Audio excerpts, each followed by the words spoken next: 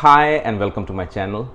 Today is an interesting day. Interesting because we have a gig scheduled in the evening and I just want to take you along with me to show you the hustle that is involved before doing a gig. So it's going to be a behind the scene. I hope that you like this one. This is my first vlog, by the way. So I don't know how it is going to turn out, but I hope it turns out for good. So let's start the day with a cup of tea. So I just found out that I broke two of my guitar strings in the last gig, so I have to quickly fix that up. I might do a little bit of training because if you have a gig in the evening, it is very important that you train your vocal cords so that you are able to hit all the notes. And to be on a safer side, it's always wise to go through your entire set list one more time. So I'm going to do just that.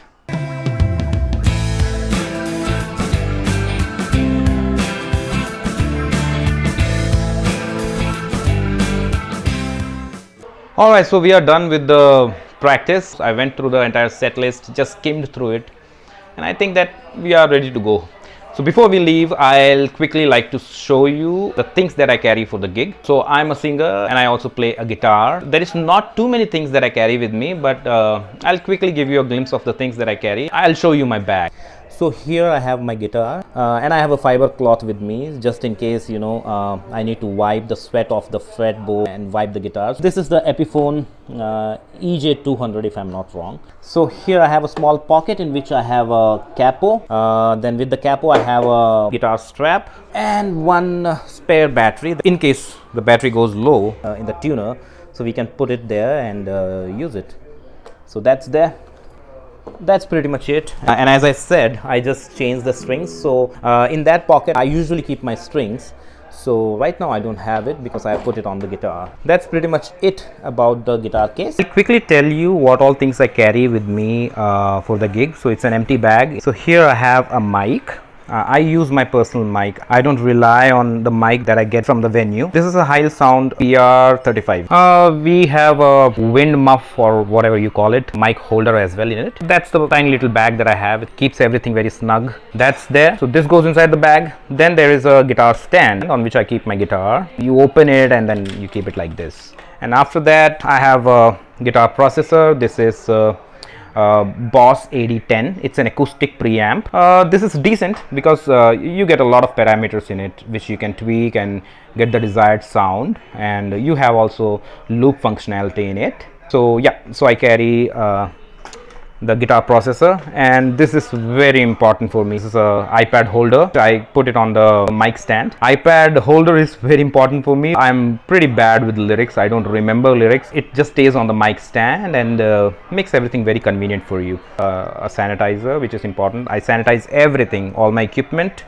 And then I have my wallet, and the reason why I'm showing you my wallet is because I have like 4 or 5 plectrums in it. I carry my plectrum in my wallet is because, you know, wherever you are going to carry your wallet with you. I don't want to forget my plectrum. Sometimes you might forget carrying it in your bag. So, but if you are carrying your wallet, you are certain that you are going to carry your plectrum along with your wallet. And finally, I carry this extension with me. It's not that I don't get the extension board at the venue, but it is always wise to carry the extension board with you just in case they don't have an extension board. This is the adapter for my Boss 8010 for my acoustic preamp, and I carry 1/4" jack. So just to be on the safer side, I carry the 1/4" jack with me, and I think that's pretty much it. Now I will take you to the venue, and there I'll show you how do we set up equipments, how do we do the sound check and everything. But before that, one important thing, I need to get ready. Just got in. It's a little late, a little dark, and I don't know how clear you'll be able to see, but I'll try my best to show you as best as I can. But let's see. So I've packed everything. It's in the car, and we are going to start. Let's go.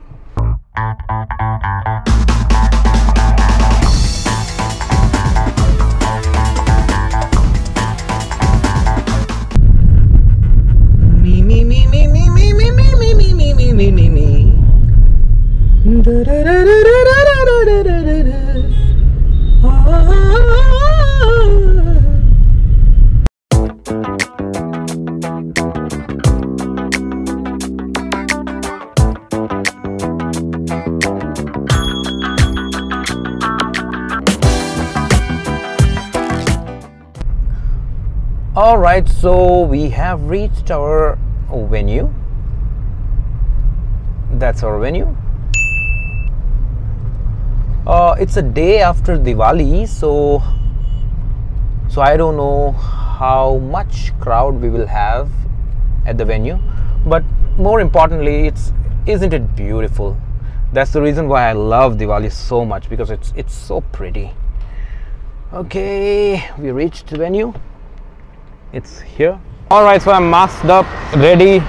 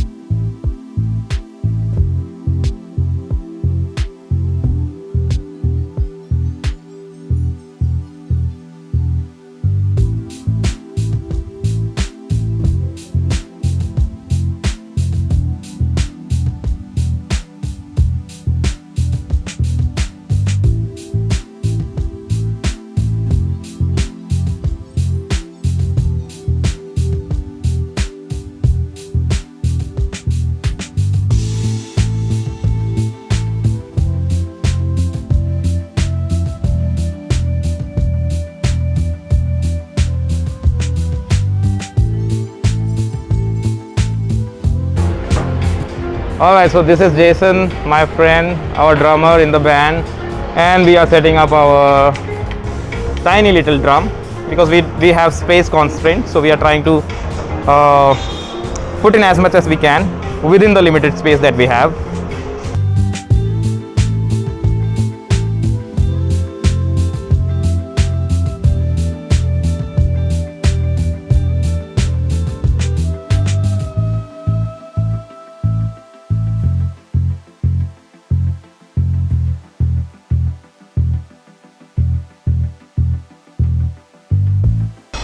Alright, so we are ready to go live now.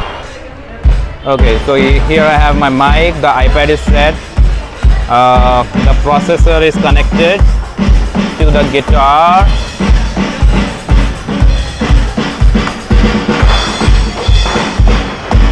and Jason is doing his sound check. We don't have the guests right now. It's going to be a private party. And it's going to be a long night, I guess.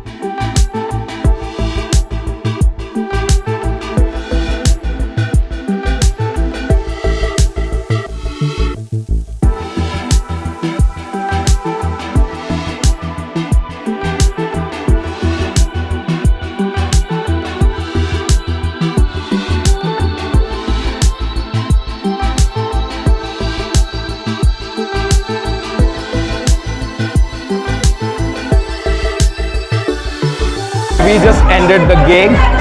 It was a good one. You can make that out by the sore throat that I have right now. I'll quickly show you the number of people we had in this gig. There you go. So it was all jam-packed, had a lot of fun. So when the crowd is all pumped up, it becomes a little difficult to please everyone. You know, there were people who were asking for slow songs, and there were people who were asking for fast songs. They wanted to dance, they wanted to have a good time. That's all it is all about. So Jason is busy unpacking his drums. I still have my guitar and processor, everything intact. Okay, so let me quickly wind up everything, and then let's see you later. Okay, that winds up the day. Now we are going back home.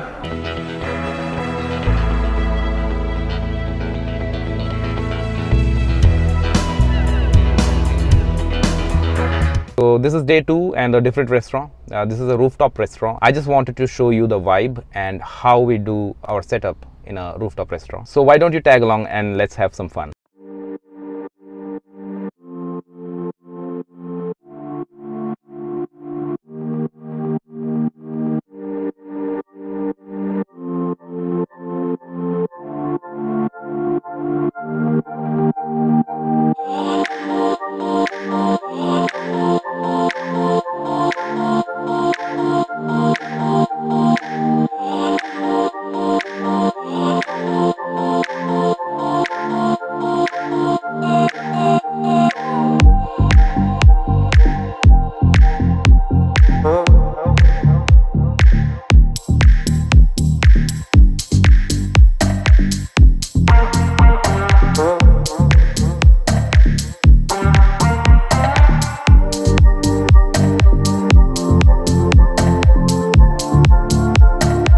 So we have reached the venue. Now the sound guy has just come in. One of the major part in doing gigs is the sound, and that is very essential and very crucial thing. Your sound guy holds your entire gig. One mistake and he can mess up your entire gig. So today I will try and show you how the setup is done, what all things are required for a 2-piece band.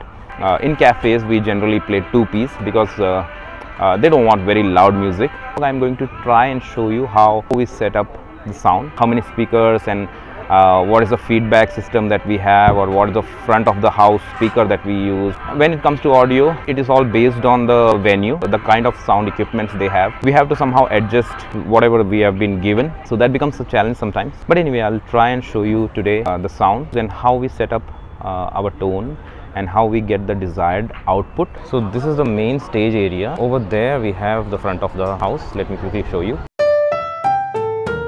So this is speaker number 1, and we have a mixer here, and here we have one monitor. They come with their own set of cables and everything.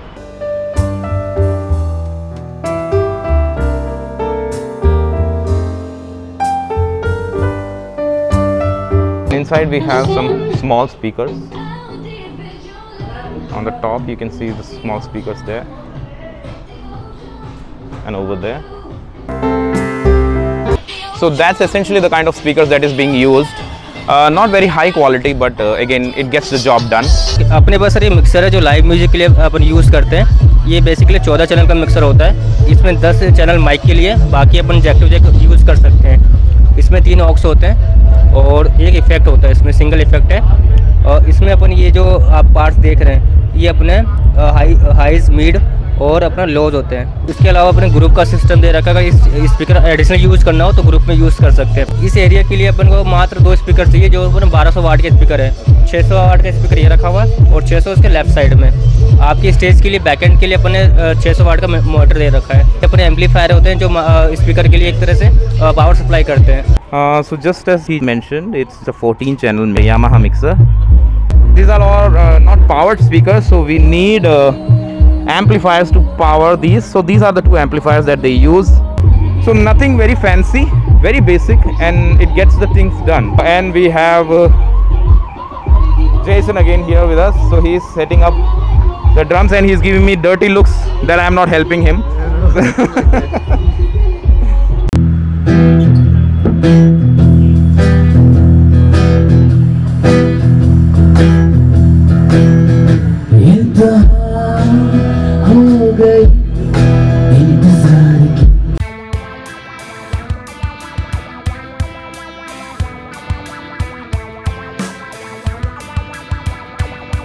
Alright, so guys, we just finished our gig, and It was a decent gig. Any comments, Jason? I'm happy that people enjoyed it more than we enjoyed it. Some days you are satisfied with your show, and there are people who wouldn't have enjoyed it. I mean, you are there doing technical stuff. You know, you are exhausted, you are tired, and you're not playing up to that mark. Right. And yet people would enjoy it. It's very difficult to predict the crowd. You might feel that you have not done good work, but on the other hand, you will see the crowd enjoying it and coming and appreciating you. So that all depends on crowd. You have to just guess the vibe, I guess. They should feel like the musicians and the music is very like interacting with them, not just like I mean, there's a difference between a band and a background music being played. So if they can vibe with that, I think we are hitting the crowd. I mean, that's what I feel.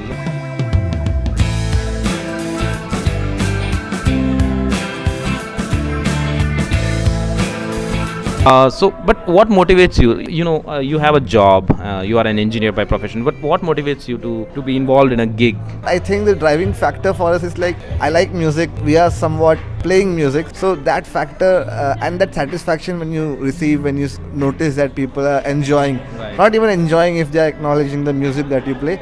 I mean, that satisfaction is what drives me, and also for me it's always been improving as a drummer. So over the course of past few years, I have seen myself improving, myself pushing my limits. I mean, and that only happens when we play with a live audience. Rightly pointed out. I think in a professional setup, somewhere you have the tendency to feel that you're working for a company. Whereas when you're doing gigs or when you're practicing your drums or guitar or you're singing, and you know that the personal satisfaction that you have, it is sort of, that satisfaction also comes from the fact that you are investing in yourself, and also the reward is instant.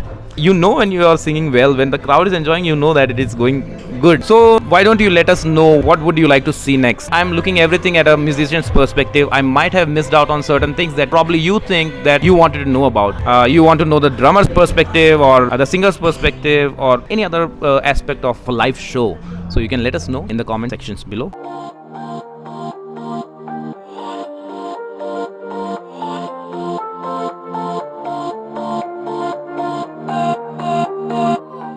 So it is almost 1 o'clock. Well, now you know what goes behind the scene. We tend to forget the hard work that musicians have to go through, the grind that musicians have to go through to entertain their audience. And just like any other profession, it requires hard work and there is no shortcut. The next time you see a musician performing for you, be a little kind to them, be a little understanding that they have to go through a lot of struggle, lots of hours of practice goes into it. In everything that they do, they have to also accommodate honing their skills and entertaining their audience. It takes a lot of effort, time. It's not just pure talent. So talent can take you to a certain level, but you know, if you need to succeed, you have to work hard, you have to go through the grind. There is no shortcut.